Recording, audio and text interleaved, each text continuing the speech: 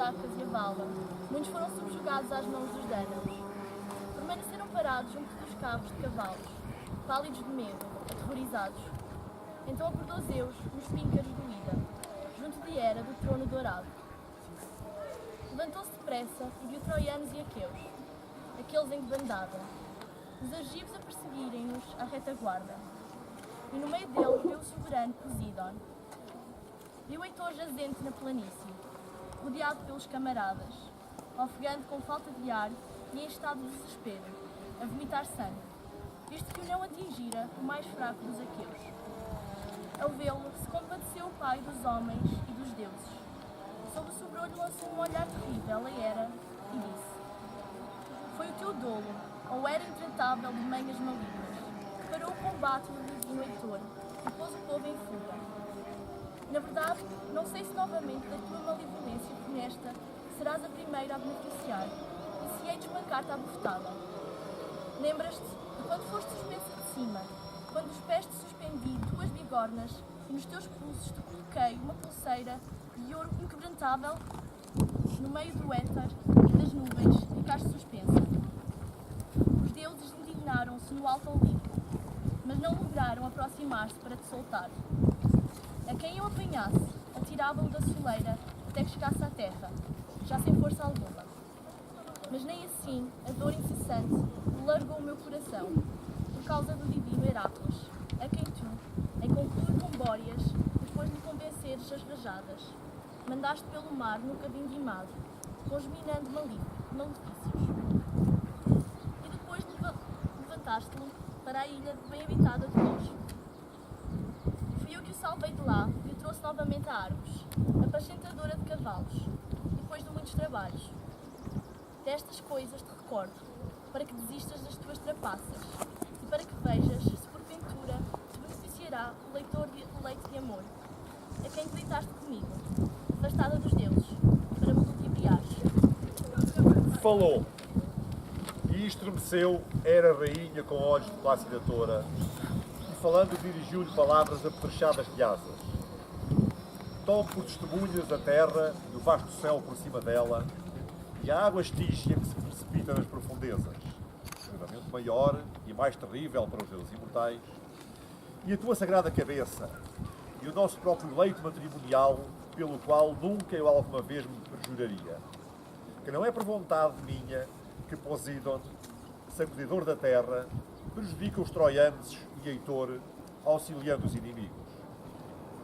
É o seu próprio ânimo que o incita e o encoraja.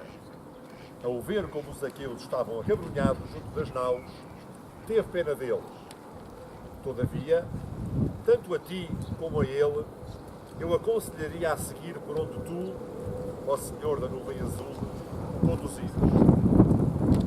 Assim disse, e sorriu o Pai dos homens e dos deuses, e respondendo-lhe proferiu palavras apetrechadas de asas.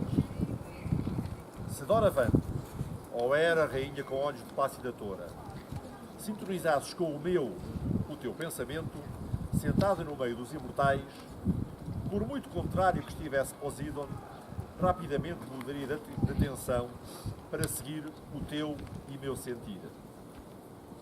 Mas se de facto estás a falar com verdade e sem rodeios, volta agora para as raças dos deuses e ordena que até aqui venham Íris e Apolo, famigerado archeiro, para que Íris, à hoste dos aqueus vestidos de bronze, se dirija e diga ao soberano Poseidon que pare de combater e regresse ao seu palácio. E que Febo Apolo incite ao combate Heitor, nele insuflando força, para que esqueça as dores que agora lhe atormentam o espírito e desvie de novo os aqueus, provocando neles o pânico abjeto.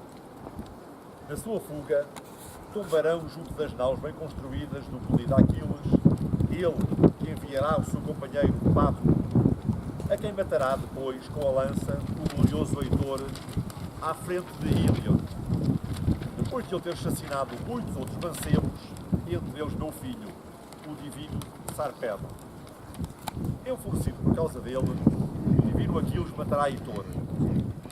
A partir daí, causarei a retirada dos troianos de junto das naus de forma continuada, até que finalmente os aqueus tomem a íngreme ilha por conselho de Atena. Mas antes disso, não pararei a minha cólera, nem permitirei que outro dos imortais preste auxílio aos dánaos, até que se cumpra a vontade do Pelinda. Tal como eu a vi da primeira vez e inclinei a cabeça, no dia em que a deusa Tétis me agarrou os joelhos, suplicando-me para que honrasse Aquiles, saqueador de cidades. Assim falou, e não lhe desobedeceu Hera, a deusa dos alvos braços, mas dirigiu-se das montanhas do Ida ao alto Olimpo. E tal como se apressa o pensamento do homem, que atravessou vasta extensão de terra, e assim pensa no seu espírito experiente, quem me dera estar aqui ou ali. Formulando muitos desejos, assim rapidamente se apressou com afinco a Chelsea Hera. Chegou ao íngreme Olimpo e juntou-se aos deuses imortais, reunidos no palácio de Zeus. Se levantaram todos assim que a viram e brindaram com as taças. Mas Hera não fez caso dos outros, e de Temis, do lindo rosto, aceitou a taça, pois ela fora a primeira a correr a cumprimentá-la. E falando-lhe, proferiu palavras apetrechadas de asas. Hera, por que vieste? Dá a impressão de estares agitada. Na verdade te amedrontou Crónida, teu esposo. A ela deu resposta a Hera, a deusa dos alvos braços. Deusa Temis, sobre isso não me interrogas. Tu sabes como é o ânimo dele, presunçoso e inflexível. Mas dá início ao festim compartilhado dos deuses. Ouvirás no meio de todos os outros imortais que atos maldosos Zeus planeia.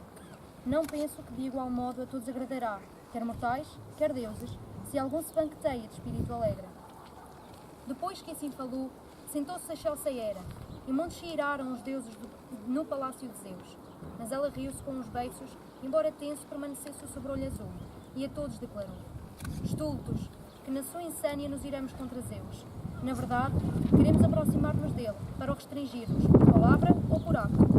Mas ele senta-se à parte, sem ligar nem se importar, pois ele declara que entre os deuses imortais, pelo poder e pela força, é abertamente o melhor de todos. Por isso contentai-vos com a desgraça que ele der a cada um. Já prevejo que para Ares está a ser preparado um sofrimento, pois seu filho pereceu na batalha, o mais amado dos homens, a Escálafo, que Ares possante afirma ser seu filho. Assim falou, e Ares bateu nas coxas musculosas com a palma das mãos e com um gemido de lamentação declarou: Não me censureis agora vós, que no Olimpo tendes moradas. Se eu for até às naus dos aqueus vingar o meu filho, mesmo que seja meu destino, pelo relâmpago de Zeus, ser antingido e esgecer na poeira no meio dos meus cadáveres. Assim disse e ordenou ao terror e ao pânico que atrelassem seus cavalos, enquanto ele próprio envergava as armas do Zeus. Então teria surgido maior e mais funesta raiva e cólera da parte de Zeus em relação aos deuses imortais, se extremamente receosa pelos deuses Atenas se não tivesse precipitado pela porta, deixando o trono onde se sentava. E tirou-lhe o elmo da cabeça e o escudo dos ombros, e tirou-lhe da mão possante a lança de bronze, e com palavras repreendeu Ares, furioso. Demente, de espírito insano, vais-te perder. Em vão tens ouvidos para ouvir e perdeste o juízo e a vergonha. Não ouviste o que disse a deusa Hera dos alvos braços, ela que acaba de chegar de junto de Zeus o limpo? Será que queres tu próprio encher-te de dores incontáveis e à força regressares ao Olimpo, ainda que acabrunhado, enquanto para todos os outros semeias enorme desgraça? Pois de imediato Zeus deixará alívios troianos, deixará altivos troianos e aqueus, e virá para o Olimpo com o intuito de nos pôr em alvoroço, castigando tanto o que tem culpa como aquele que não tem. Por isso te digo que abandones a ira por causa do teu filho.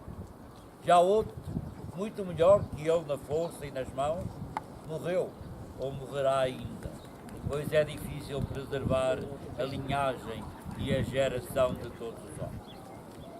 Assim dizendo, sentou no trono Ares, furioso. Porém, Hera chamou Apolo para fora do palácio e Íris, ela que é mensageira dos deuses imortais, e falando-lhes proferiu palavras apetrechadas de asas. Zeus ordena-vos que o mais depressa vades a Lida. Depois que lá tiverdes chegado e visto o rosto de Zeus, fareis aquilo que ele vos ordenar e comandar. Após ter assim falado, de novo retrocedeu a excelsa Hera e sentou-se em seu trono. Eles lançaram-se a caminho e chegaram a Lida de muitas fontes, bem de feras, e encontraram o Crónida que vê ao longe sentado no cume de Gárgaro, à sua volta a nuvem perfumada como uma grinalda. À frente de Zeus que comanda as nuvens se colocaram ambos, e ele não se incorporizou vê-lo, porquanto depressa tinham obedecido às palavras das vozes. A Íris dirigiu primeiro palavras apetrechadas de água. Vai agora ao célebre Íris ter com o soberano Poseidon e transmite-lhe estas coisas sem ser mentirosa mensageira. Ordena-lhe que desista da batalha e da guerra, que vá para junto das raças dos deuses ou para o mar divino. Mas se ele não obedecer às minhas palavras, não lhes dando importância, pense bem no espírito e no coração. Não vá acontecer que, forte embora seja, ele não aguente a minha arremetida, pois afirmo que pela força sou superior e sou primogênito. Contudo, seu coração não se importa de declarar-se igual a mim, a quem temem os outros deuses. Assim falou, e não desobedeceu a célere Íris com pés de vento, mas desceu das montanhas do Ida para a sacra Ilion, tal como quando das nuvens voa neve ou gelado granizo, por causa das rajadas de bóreas nascido na luz. Assim depressa voou com afinco a célere Íris. Estando-se junto dele, assim disse ao famoso sacudidor da terra, para transmitir ao segurador da terra de azuis cabelos uma mensagem de Zeus, detentor da égide que vim. Ordena-te que desistas da batalha e da guerra, e que vás para junto das raças dos deuses ou para o mar divino. Mas se não obedeces às suas palavras, não lhes dando importância, pela ameaça que aqui virá para lutar contigo, frente a frente, e avisa-te que evites as mãos dele, pois afirma que pela força é superior e é primogênito. Contudo, teu coração não se importa de declarar-se igual a ele, a quem teme os outros deuses. Em grande fúria lhe disse o famoso sacudidor da terra: por muito forte que seja, falou com presunção, se contra a minha vontade me impedir a mim, que tenho honra igual pela força, pois somos 13 irmãos, filhos de Crono, que Reia deu à luz, Zeus e eu, sendo o terceiro Hades, rei dos mortos. De forma tripla estão todas as coisas divididas, cada um participa da honra que lhe coube. Coube-me habitar para sempre o mar cinzento, agitadas as sortes, a Hades a escuridão nebulosa, e a Zeus o vasto céu, no meio do éter e das nuvens. Mas a terra é ainda comum aos três, assim como o alto Olimpo. Por isso, não caminharei segundo as tensões de Zeus. Tranquilo, fique ele na terceira porção, santo embora seja, e que ele não me amedronte com as mãos, como se eu fosse cobarde. Às filhas e aos filhos, melhor seria que ele ameaçasse com palavras violentas. É esses que ele próprio gerou e que necessariamente obedecerão àquilo que ele ordenar. A ele deu resposta a célere Íris com pés de vento. É portanto assim, ao segurador da terra de azuis cabelos, que devo transmitir a Zeus esta mensagem áspera e forte. A mudarás ainda de intenção. Adaptável é o espírito dos nobres. Sabes como as iríneas seguem sempre para favorecer os mais velhos. De seguida lhe deu resposta Poseidon, sacudidor da terra. Deus a Íris, falaste de facto na medida certa. Condição excelente se encontra criada quando o mensageiro sabe bem o que é útil. Mas esta dor amarga se apedrau do meu coração. Quando a outro, igual honra fadada pelo destino, alguém intenta repreender com palavras incolorizadas. Por agora cederei, incolorizada embora esteja. Mas dir-te-ei outra coisa. Farei esta ameaça na minha ira. Se apesar de mim e de Atena, arrebatadora de despojos, de Hera e de Eros e do soberano Hefesto, ele poupar a íngreme Ilion e não quiser que seja saqueada, dando grande força aos argivos, e fica a saber isto: entre nós implacável será a cólera. Assim dizendo, deixou a hosta queia o sacudidor da terra. Partiu e mergulhou no mar, deixando saudades aos heróis aqueles. A Apolo disse em seguida a Zeus que comanda as nuvens: vai agora, Febo amado, até Heitor armado de bronze. Pois já o Deus que segura e sacode a terra partiu para o mar divino, de modo a evitar a nossa cólera escarpada. Da nossa luta teriam havido outros deuses, aqueles que estão debaixo da terra à volta do trono. Mas isto assim é de longe preferível, tanto para mim como para ele. E antes eu tinha cedido, apesar de irado. Às minhas mãos, visto que sem suor não teria a coisa acabado. Ora pega tu com as mãos na égide ornada de borlas e agita-a com força para aterrorizar os heróis aqueles. Capta a ti, ó Deus que ages de longe, proteger o glorioso Heitor. Por agora, vá surgir nele uma força ingente para que os aqueus se ponham em fuga até às naus e chegam a eles ponto. A partir daí, deliberarei eu próprio tanto atos como palavras, de modo a que de novo os aqueus possam respirar da fadiga. Assim falou, e, às ordens do pai, não desobedeceu Apolo. Lançou-se das montanhas do Ida, com um célebre falcão, matador de pombas, que é a mais veloz de todas as aves.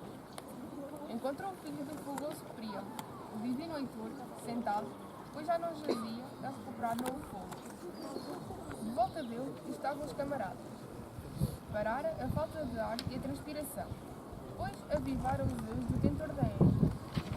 Gostando-se dele, assim diz Apolo, gás de longe. Heitor, filho Príamo, por que razão longe dos outros sentas falecido? Que sofrimento te sobreveio? Sem forças lhe deu resposta. Heitor de Belmo fez quem dos deuses és tu, potentíssimo, que falas cara a cara? Não sabes tu que junto das poucas das naus dos aqueles me atingiu a Ajax, estreita em auxílio, quando eu dizimava os seus camaradas, com uma pedra no peito, retendo uma bravura animosa. Pensei que os mortos da mansão de Dados, neste dia, eu veria, depois de ter expirado a vida. Respondeu-lhe o soberano, que acerta ao longe a pouco. Tem coragem, tal é o auxiliador que o Próniga te mandou dizer, para estar ao teu lado e proteger-te. Febo Apolo, da espada dourada, que desde há muito te protege, tanto a ti próprio como à engrandecida. Mas agora ordena aos numerosos cocheiros, que conduzam aos céleres córceis contra as côncavas naus. Pela minha parte, irei à frente e alisarei todo o caminho para os cabos, e virarei em fuga os heróis aqueles. Assim falando, insuflou grande força no pastor do povo, tal como quando o cavalo no estábulo se saciou à manjedoura e, quebrando os arreios, corre a galope pela planície, desejou-se de se banhar no verdelento fluir, exultante. Mantém a cabeça erguida, as crinas lhe esvoaçam nos ombros e, confiante na sua beleza, leva-nos às ajoelhos para os lugares costumeiros e para as pastagens abertas. Assim Heitor deu rapidamente ao pé e aos joelhos, incitando os cocheiros, depois que ouvira a voz do povo. E tal como quando um veado chifrado ou bote selvagem é perseguido por cães ou homens lavradores, mas um penente escarpado ou matagal são saltos, pois não está fadado que eles o encontrem, mas depois com o clamor deles o leão mergulha no caminho e logo eles fogem apesar do seu afinco. Assim os dânaos arremetiam continuamente em chusmas, estupeando com espadas e lanças de dois guerreiros. Mas quando viram Heitor a mover-se nas fileiras dos homens, amedrontaram-se e a alma de todos caiu-lhe aos pés. No meio deles falou então Tuarte, filho de Andrémon, de longe o melhor dos etrólios, esperto atirador de dardos e valente na luta corpo a corpo. Na Assembleia eram poucos os aqueus que o seguravam nos debates de mancebos. Bem intencionado assim se lhes dirigiu e disse: Ah, grande é o prodígio que contemplo com meus olhos. Enquanto novo se levantou e afastou o destino, Heitor. O ânimo de cada um de nós esperou de veras que ele tivesse morrido às mãos de Ajax de Lamónio. Mas um dos deuses protegeu e salvou Heitor, ele deslaçou os joelhos a tantos dânaos, tal como agora acontecerá.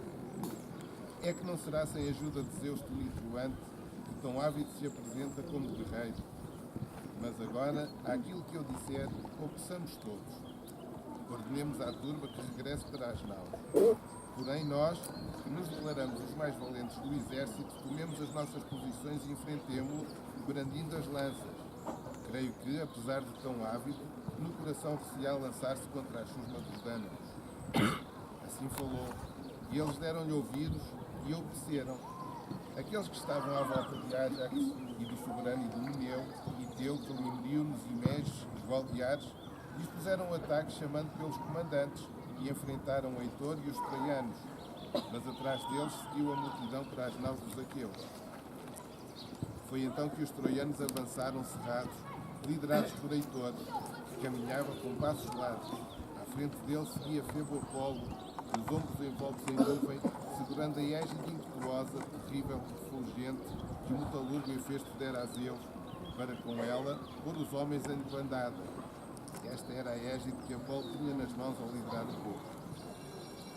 Mas os argivos cerrados não arredaram pé, e agudo surgiu o grito de guerra de ambas as partes. Dos entalhos voaram as flechas. Muitas eram as lanças atiradas por mãos audazes. Umas fixavam-se na carne dos mancebos prestes no combate, mas muitas ficavam a meio, antes de penetrar em carne branca, espetadas na terra, ávidas de se fartarem de carne humana. Ora, enquanto imóvel em suas mãos segurava a égide de Febo Apolo, durante esse tempo os dardos de ambas as partes acertavam e o povo tombava. Mas quando olhava de frente os danos de rápidos polvos e agitava a égide, gritando bem alto, enfeitiçava-lhes o ânimo no peito e descuravam a bravura animosa.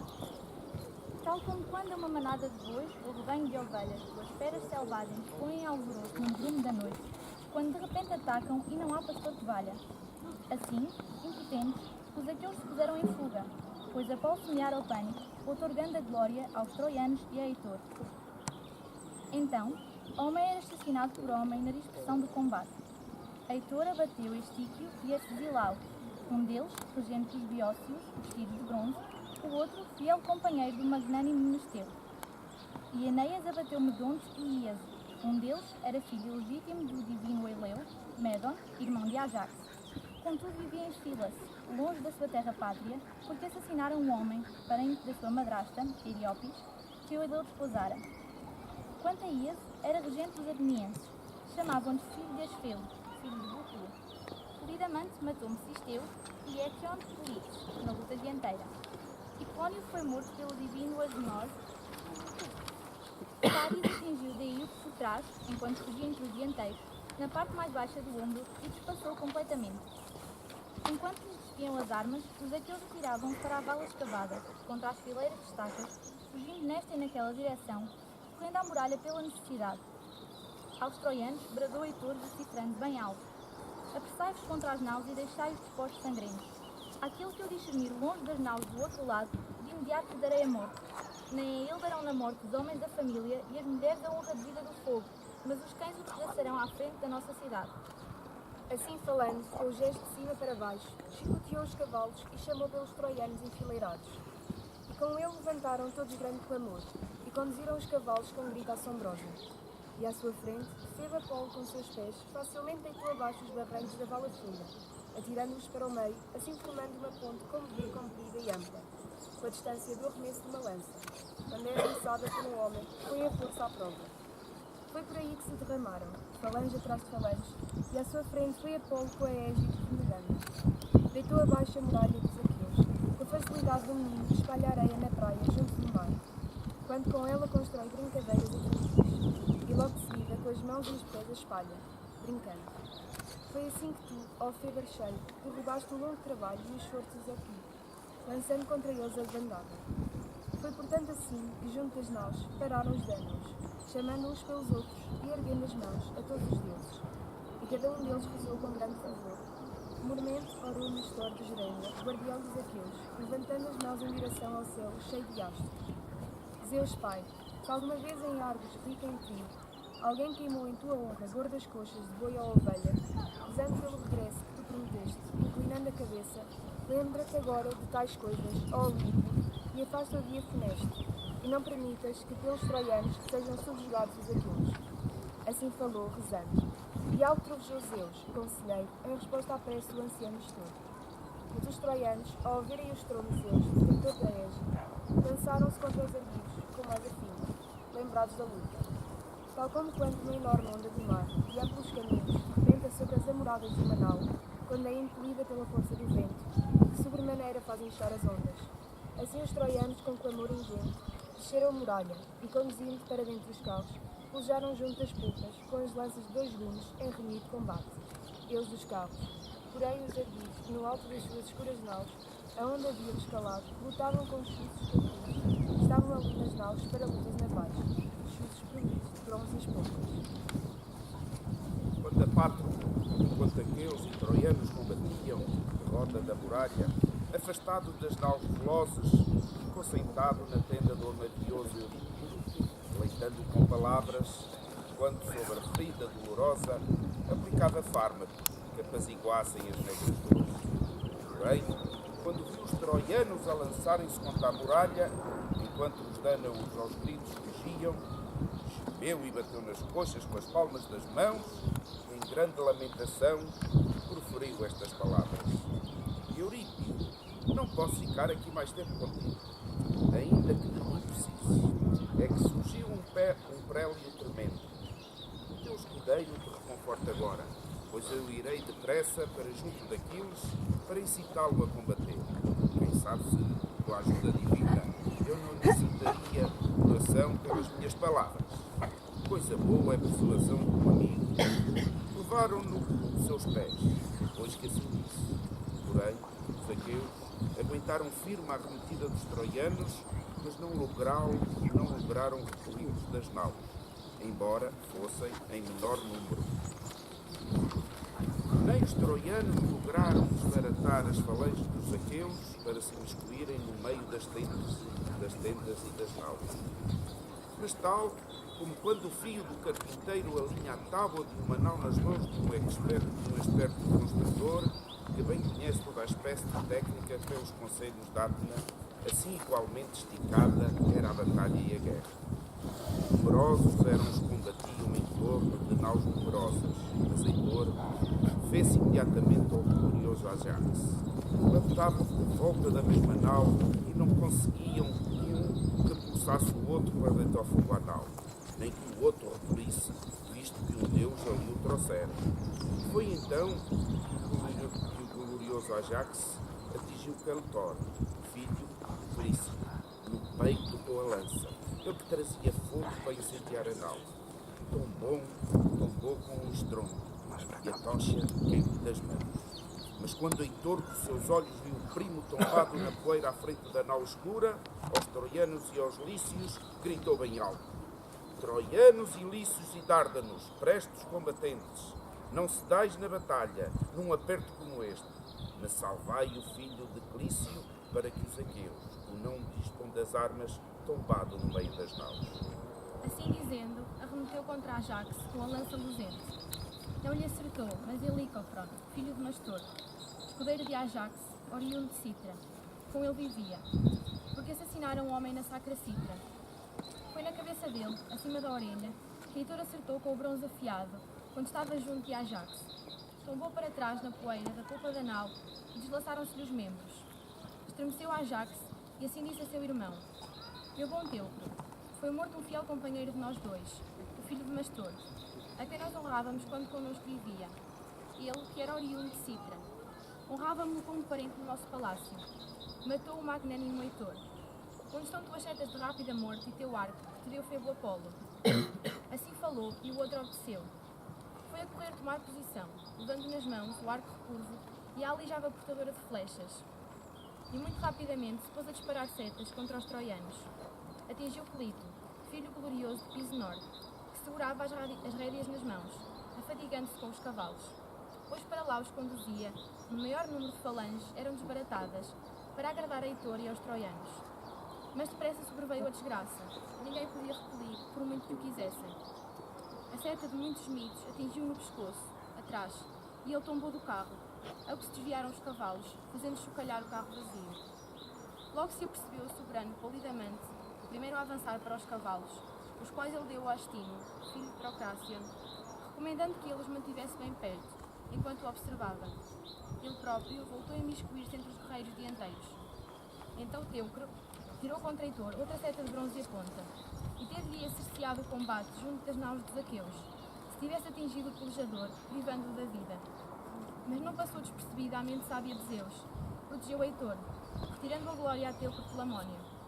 Zeus, quebrou a corda bem torcida do arco irrepreensível ao ser esticada contra Heitor. E noutra direção foi desviada a flecha pesada de bronze, e o arco caiu-lhe das mãos. Estremeceu Teucro, e assim disse a seu irmão: na verdade, um Deus frustra os planos da nossa luta completamente, e arrebatou o arco da minha mão, e quebrou a corda acabada de torcer, que até de manhã, para que cerrada dela se disparassem as setas. Respondendo-lhe assim, falou o possante Ájax Telamónio: Meu caro, deixa estar o arco e as tuas muitas setas, visto que um Deus as frustrou em malevolência contra os dânulos, mas pega com as mãos numa lança comprida e põe ao ombro um escudo, e assim luta contra os troianos e incita os outros. Não será sem esforço, ainda que nos subjuguem, que nos tomarão as naus bem construídas. Lembremos-nos do combate. Assim falou, e Teucro depôs o arco na tenda, e aos ombros pôs um escudo de 4 camadas. Na altiva cabeça colocou um elmo bem trabalhado, com penacho de cavalo, e terrível era o seu movimento. Pegou numa lança potente, servida de bronze e a ponta, e foi correr posicionar-se ao lado de Ájax. Mas quando Heitor viu invalidados os dardos de Teucro, aos troianos e aos lícios gritou bem alto: Troianos e lícios e Dáquilo, preços combatentes, sede homens, amigos, e lembrai-vos da bravura animosa, no meio das côncavas naus.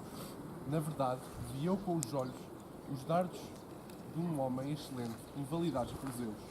Fácil é distinguir o auxílio que Zeus outorga aos homens, tanto àqueles a quem ele concede a glória, como àqueles que ele amesquinha e se recusa a auxiliar, como agora amesquinham a força de Argico, auxiliando nos janelas.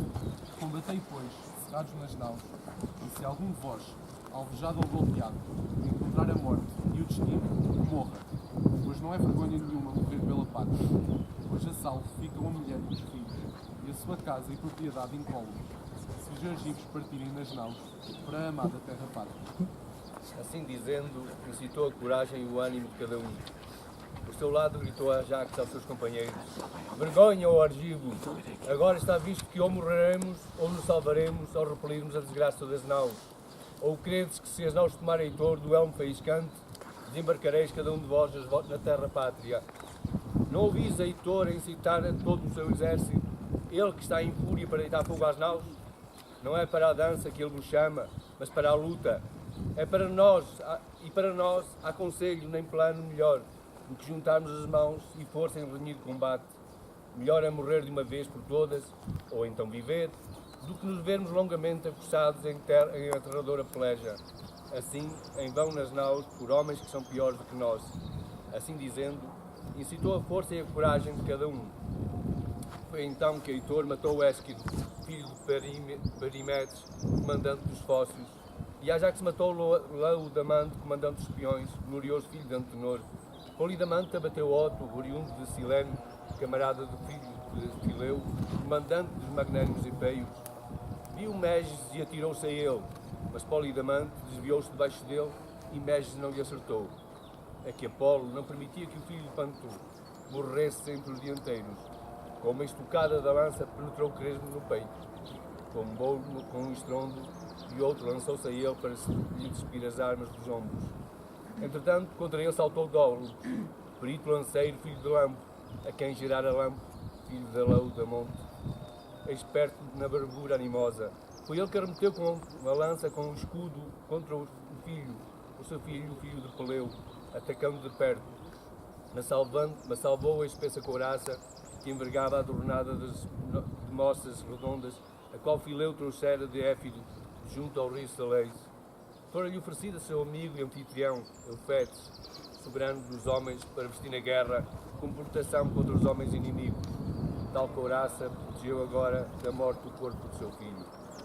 Mas contra a parte mais alta do elmo de bronze adornado com crinas de cavalo, arremeteu Meges com lança afiada, cortando-lhe o equino penacho, e todas as crinas caíram na poeira, brilhantes, e havia poucas tingidas de vermelho. Ora, enquanto Meges insistia em lutar, ainda esperançado na vitória, posicionou-se com a lança despercebido de Dólogos e atingiu no ombro por trás. A ponta da lança despassou-lhe o peito, ávida de penetrar, e ele tombou de cara no chão. Ambos avançaram para lhe despir os ombros, as bronze e as armas, mas Heitor chamou